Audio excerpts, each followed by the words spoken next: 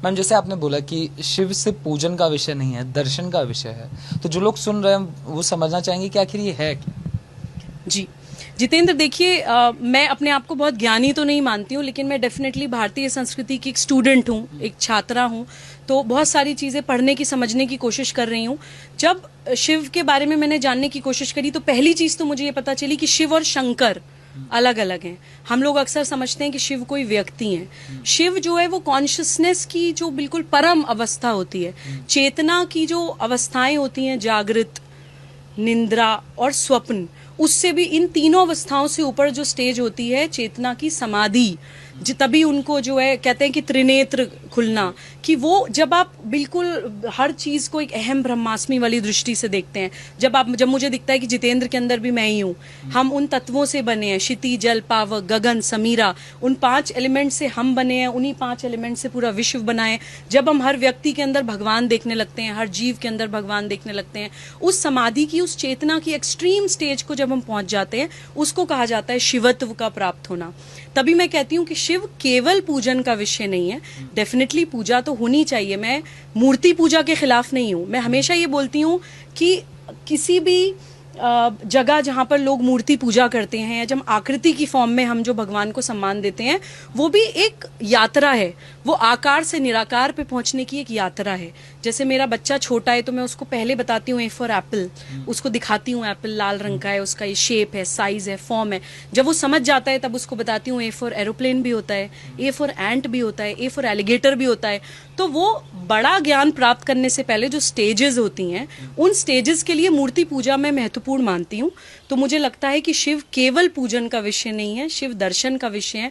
कुछ चीजें मैं और आपके चैनल के माध्यम से बताना चाहती हूँ कि जो क्वालिटीज, जो एट्रीब्यूट्स शिवत्व के अंदर होने चाहिए, या शिव से जो हमें सीखने की जरूरत है, उनकी बीवी अन्नपूर्णा, उनके ससुर हिमालय, रत्नों की खान जिसको कहा जाता है, बेटे गणेश जी, दोस्त कुबेर, स्वयं महान ईश्वर, आदि योगी, लेकिन फिर भी अलग समाज से, एकदम एकदम अकेले, उनको किसी चीज का लालच नहीं है, डिटैचमेंट जो भारतीय संस्कृति हमें सिखाती है, वो हमें शिव से सीखने की जरूरत है। उनको वैद्यनाथ भी कहा जाता है, यानी कि चिकित्सा के गुरु। उनको नटराज भी कहा जाता है, यानी नृत्य के गुरु। उनको आदि योगी भी कहा जाता है, यानी कि योग के गुरु। इनफैक्ट हमें तो इस चीज से शायद ज्यादा भारतीय लोग कनेक्ट कर पाएंगे कि श्री राम के भी गुरु हैं शिव, क्योंकि रामेश्वरम में श्री राम ने खुद शिवलिंग स्थापित किया था, जो आई थिंक जिन 12 ज्योतिर्लिंगों का मैंने जिक्र किया, उन 12 ज्योतिर्लिंग में से एक रामेश्वरम का ज्योतिर्लिंग है। तो श्री राम जिनको अपना गुरु मानते हो, वो कितना बड़ा दर्शन होगा, ये हमें समझने की जरूरत है।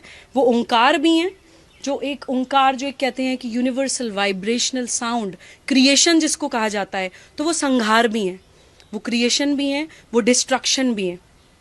उनके जो गण कहा जाता है, जो आसपास के लोग हैं, वो भूत, प्रेत, पिशाच, यानी समाज से जो त्याज्य लोग हैं, जिनको कोई अपने आसपास भी नहीं रखना चाहता है, उनको वो अपने साथ लेके चल रहे हैं। तो ये भी भारतीय संस्कृति का एक दर्शन है कि हमारी संस्कृति में किसी को त्याज्य, या किसी को अवर्ण, या तुम छोटी जाति के हो, तुम पास मत बैठो, तुम्हें छुआ नहीं जाएगा, ये भारतीय संस्कृति का दर्शन नहीं है। तो ये भी हमें शिवत्व सिखाता है। शिव को अर्धनारीश्वर भी कहा जाता है कि उन्होंने पार्वती जी को अपने अंदर समाहित कर लिया था। तो वो जो मेल फीमेल एनर्जी से पूरा यूनिवर्स बना है, जिसको यिन यांग भी कहते हैं बहुत से कल्चर्स में, या बहुत अलग अलग शब्द उनको दिए गए हैं, वो अर्धनारेश्वर का भी प्रिंसिपल हमें शिव सिखाते हैं। नारी अपमान हमारे देश में नहीं हो सकता है। नारी अपमान पे हमारे देश में महाभारत, रामायण जैसे युद्ध हो जाते हैं। ये सारी चीजें हमें दर्शन, जितने भी हमारे इतिहास हैं, हमारे शास्त्र हैं, हमारे भगवान हैं, या हमें जो भी पूजा पद्धतियां बताई जाती हैं, वो एक प्रोसेस है हमें उस महान दर्शन को सिंपल तरह से समझाने के लिए। उन एट्रीब्यूट्स को, उन क्वालिटीज को हम अपने अंदर आत्मसात कैसे करें, ये सिखाने के लिए ये हमारी भारतीय संस्कृति के दर्शन है।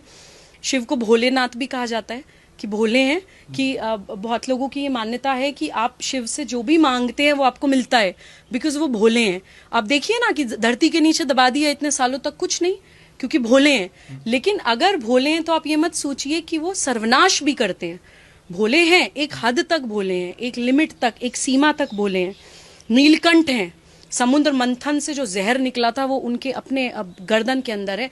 नीलकंठ हैं, लेकिन तांडव भी करते हैं।